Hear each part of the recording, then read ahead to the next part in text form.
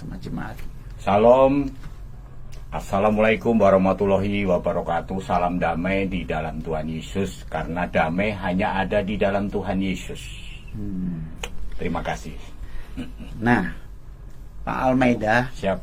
yang kasih nama Bapak Almeida itu siapa? Bapak saya. Bapak saya. Iya, nama asli Almeida. Almeida, mantap sekali itu ya. Nah, Almeida itu artinya bahasa Indonesia apa sih? Almeida itu artinya aneka hidangan lah. Oh. Gitu. Alnya itu kumpulan, maida itu makanan atau hidangan. Jadi kumpulan makanan, kumpulan hidangan. Karena jamuan ya. Ya, jadi kalau ada saya itu kenyang terus, Pak. Karena Tuhan Yesus berkata manusia hidup bukan dari roti saja, tapi dari setiap firman yang keluar dari mulut Tuhan. Jadi kalau dulu cari hidangan untuk diri sendiri, ya, betul. Sekarang sejak ikut Yesus menghidangkan makanan buat banyak orang lewat khotbah, pelayanan ya. Amin. Ya. Nah, pelayanan yang disediakan Tuhan untuk Pak Almeida ini kelihatannya khusus juga ya. Betul, Pak. Sangat khusus. Karena latar belakang kali ya. Ya, latar betul. belakangnya dulu apa? Dukun ya? Jadi begini, bapak saya ini dukun. Bapak saya kan menurut silsilah keturunan dari Raja Bali. Dan ibu saya ini keturunan dari Raja Solo. Jadi saya sebenarnya punya gelar. Ya, tapi kita nggak pakai gelar itu. Dan bapak saya dukun. Dari 7 bersaudara itu saya yang terpilih untuk menjadi dukun. Jadi mau tidak mau, siap tidak siap, saya harus jadi dukun. Jadi saya belajar, Pak Jun, dari mulai puasa 1 hari sampai 40 hari, ngebleng rawat sampai dikubur tuh puasa 40 hari saya untuk menemukan, untuk mendapatkan ilmu pamungkas itu. Betul. Supaya bisa jadi dukun yang betul, jos gitu. betul. Ya. Nah, saya nggak puas ilmu dari bapak saya cari ilmu juga di Cikupa. Saya dapat al-hikmah, saya dapat ilmu juga dari Baduy, yang Maung Pundung, yang Pangurungan segala macam. Terus saya bertapa di salah satu gunung yang ada di Malingping, namanya Gunung Kencana, selama 1 minggu. Di situ saya diangkat jadi anaknya Raja Jin di gunung itu. Ya, jadi komplit, Pak Jun. Jadi saya menguasai dari bapak saya, dari Cirebon juga saya belajar, dari Baduy, dari beberapa tempat. Jadi ibaratnya saya ini pengen menjadi orang nomor 1 gitu di dunia ini. Sebagai gitu. dukun ya. Dan itu tercapai, Pak Jun. Karena bapak Jin saya itu mengatakan, nanti kalau kamu berurusan dengan siapapun, kalau ada yang ganggu kamu, itu urusannya sama saya. Kamu tinggal diem aja. Kamu nggak usah berperang, nggak usah kamu melawan, itu saya yang melawan. Nah, setelah saya bertobat, ayat ini saya temukan di Keluaran 14 ayat 14, Pak Jun. Jadi aku akan berperang untuk kamu dan kamu tinggal diam saja. Nah, setelah saya menguasai ilmu, Pak, tujuan saya ini ingin santetin orang Kristen. Tapi saya mau habisin. Dulu maksudnya yang berperang jin. Kalau sekarang yang berperang Tuhan Yesus. Karena di Alkitab kan. Betul. Ya, jadi jangan salah nih. Ntar jangan-jangan nanti dibilang Alkitab itu jangan-jangan itu apa namanya, firman jin. Jadi ya, terus gimana? Setelah saya mau santetin orang Kristen, kok nggak ada yang kena? Ada apa di dalam orang Kristen ini? Ini saya pelajari, Pak Jun. Saya pinjem Alkitab teman saya, dan saya pelajari, ternyata saya banyak dapat ayat, terutama di Bilangan 23 ayat 23, bahwa kamu ini keturunan Yakub, kamu keturunan Israel yang sudah dibaharui, dan di dalam kita ini tidak akan mempan oleh santet, guna-guna, dan lain-lain, Pak Jun. Kenapa kita nggak mempan oleh santet dan guna-guna dan serangan iblis? Karena di dalam 1 Yohanes 4 ayat 4 itu berkata, kamu berasal dari Allah, anak-anakku, dan kamu telah mengalahkan nabi-nabi palsu itu, sebab roh Allah yang di dalam kamu lebih besar daripada roh apapun yang ada di dalam dunia. Yang kedua, Pak John, juga ada ayat yang mengatakan, Lukas 10 ayat 19, bahwa sesungguhnya aku sudah memberi kuasa kepadamu untuk menginjak ular. Ular itu iblis. Dan kuasa untuk menginjak kalajengking. Kalajengking itu penguasa roh-roh yang ada di bumi, dan kuasa menahan kekuatan musuh sehingga tidak ada yang membahayakan kamu. Apalagi di Mazmur 60 ayat 14 bahwa bersama Allah kita akan lakukan perbuatan yang gagah perkasa, sebab Dia sendiri yang akan menginjak-injak lawan-lawan kita. Apalagi di dalam 1 Yohanes 5 ayat 4 mengatakan, barang siapa lahir dari Allah dia akan mengalahkan dunia, dan inilah kemenangan kita, yaitu iman kita.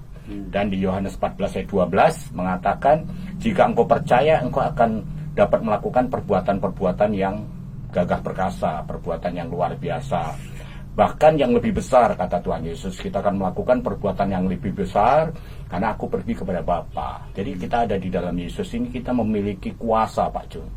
Kenapa Tuhan Yesus memberikan kuasa? Karena di dalam Matius 28 ayat 18 juga berkata, Yesus mendekati mereka dan berkata, kepadaku sudah diberi kuasa di surga dan di bumi. Jadi, nah ini pas juga Pak Jun, dengan cocok dengan Al-Quran, Quran surat 3 Ali Imran ayat 45. Iskalatil malaikatu ya Maryama inaloha yubasyiruki min husmuhul wajihan fi dunia wal akhirati wa minal mukrobin. Artinya begini, sesungguhnya malaikat sudah memberi kebahagiaan kepadamu, wahai Maryam, bahwa Allah telah menggembirakan kamu dengan kelahiran seorang putra namanya Isa Al-Masih. Dia adalah seorang yang terkemuka, terbesar, teragung di bumi dan di surga, dan seorang yang didekatkan kepada Allah. Jadi kalau saya lihat Pak Maida ini dulu, Al-Maida ini adalah orang yang bergerak dalam bidang roh. Okkultisme, roh. Tapi setelah menjadi orang percaya, kita juga tetap hidup dalam roh. Betul, dong. Tapi betul. perbedaannya roh apa dan roh apa, Ya, gitu kan? kalau dulu kan kita tuh rohnya itu roh-roh yang ada di bumi, roh-roh jahat, roh-roh iblis, jin dan lain sebagainya. Kalau sekarang ini Roh Kudus. Karena dalam Kisah Rasul 1 ayat 18, kamu akan menerima kuasa kalau Roh Kudus turun ke atas kamu, dan kamu akan menjadi saksiku di Yerusalem, itu di rumah, Yudea, tetangga, Samaria, di sekeliling kita sampai ke ujung bumi, Pak.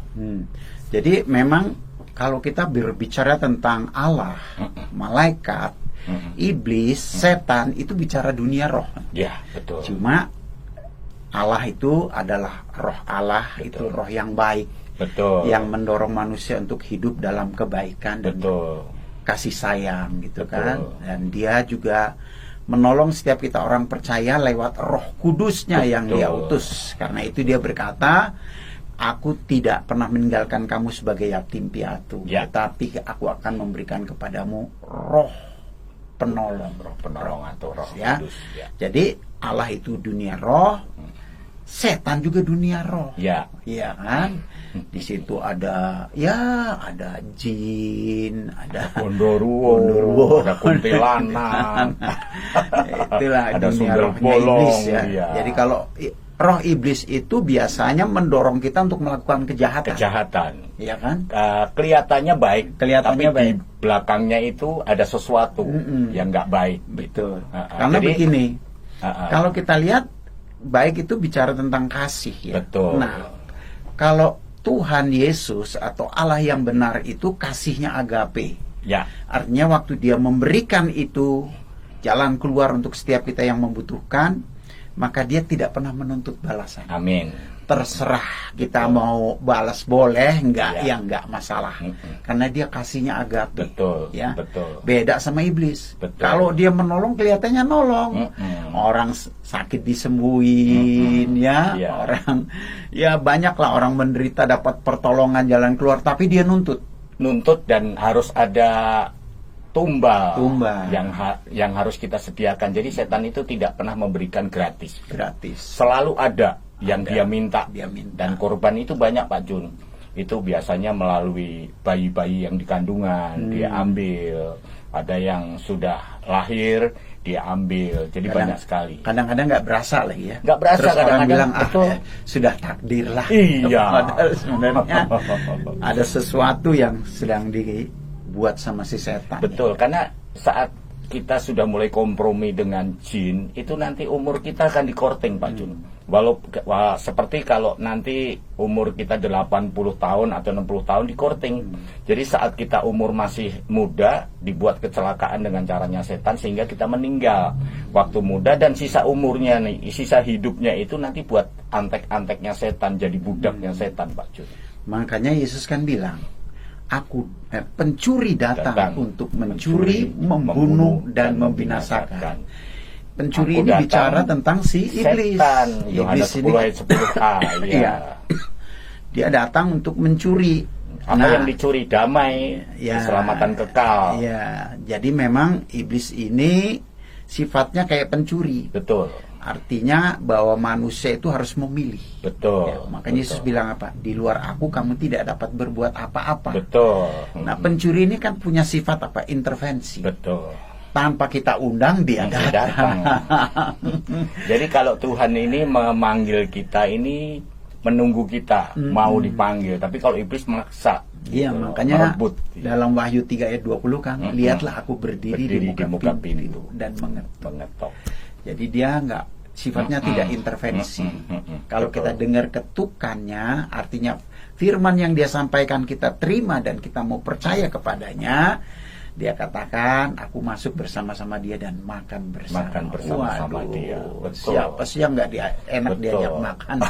Apalagi kalau raja yang ngajak makan, ya pasti oke punya. Karena gitu memang di dalam Tuhan Yesus itu yang kenapa saya harus pindah keyakinan ini, karena di dalam kekristenan ini ada keselamatan yang pasti, Pak Jun. Seperti dalam Yohanes 10 ayat 28, dan aku memberikan hidup kekal kepada mereka dan mereka pasti akan diselamatkan dan tidak ada seorang pun yang akan merebut mereka dari tanganku. Bahkan Roma 5, 9, 10 juga demikian, keselamatan pasti. Nah, yang jadi pertanyaan nih Pak Almeida, gimana dulu pegangannya roh setan, terus sekarang berpindah kepada roh Allah? Pasti ada peristiwa. Ada. Jadi ceritanya gimana? Dulu saat saya praktek perdukunan tahun 80 tuh saya di Jakarta di Tanjung Duren. Tanjung Duren saya sudah praktek perdukunan. Nah, saat saya menggunakan roh yang lama saya, yaitu roh setan, roh jin itu, setelah saya mengobati orang sembuh. Tetapi setelah itu saya babak belur. Saya capek, saya mengalami hal yang seperti digebukin banyak orang gitu. Energinya kesedot gitu. Tetapi sekarang tidak. Jadi saya melayani orang tidak capek, tidak merasa ada sesuatu yang keluar. Bahkan saya seperti dicas, Pak. Malah mendapatkan ya? Sukacita, kekuatan kita ngobrol baru. sama orang aja belum tentu orang itu tobat. Habis kita senang. Betul.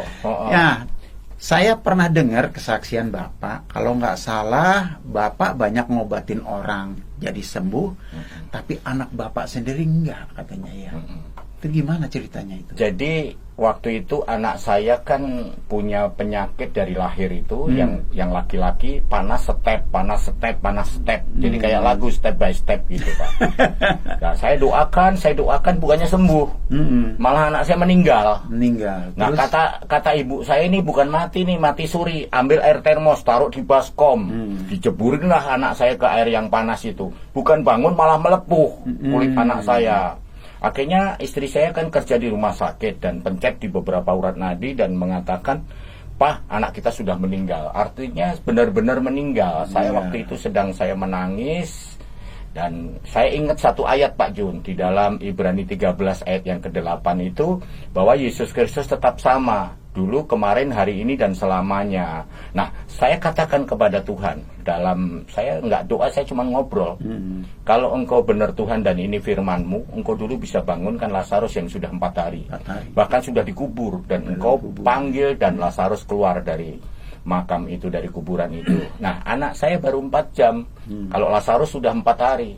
Kalau engkau Tuhan, bangunkan anak saya, hidupkan anak saya. Saat itu juga anak saya bangun dan hidup sampai sekarang masih tetap hidup. Tetapi anehnya, Pak Jun, semua penyakit diambil sama Tuhan. Jadi sejak kebangkitannya itu nggak pernah panas lagi, nggak pernah step lagi. Bahkan kata dokter nanti kalau lahir pun akan cacat gitu. Tapi sampai sekarang nggak ada cacat gitu loh. Anak saya ini luar biasa pinter. Bahkan kemarin dia kuliah nilainya cum laude, Pak.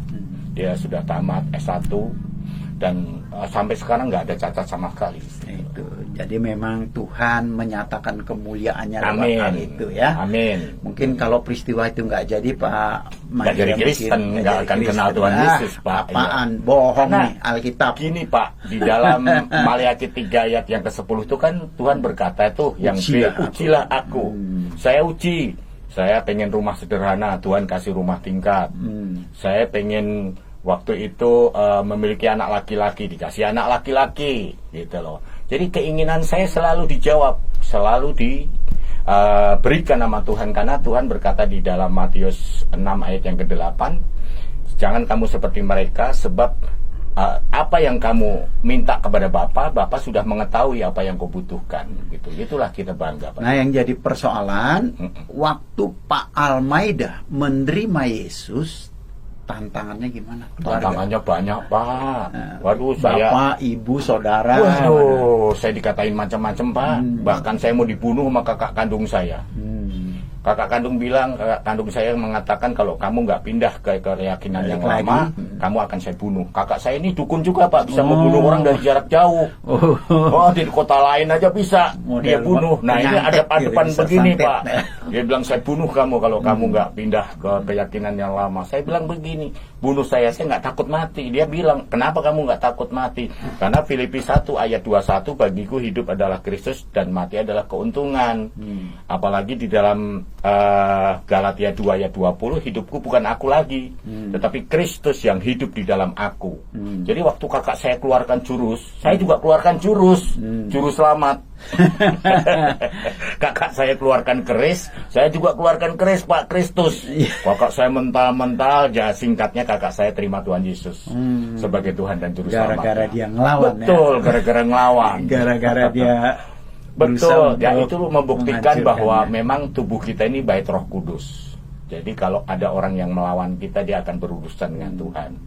Makanya tadi di muka saya katakan Keluaran 14 ayat 14 tadi, aku akan berperang untuk kamu dan kamu tinggal diam saja. Diam aja menang, Pak. Kalau dulu saya harus perang. Sekarang cukup diam. Sekarang cukup diam.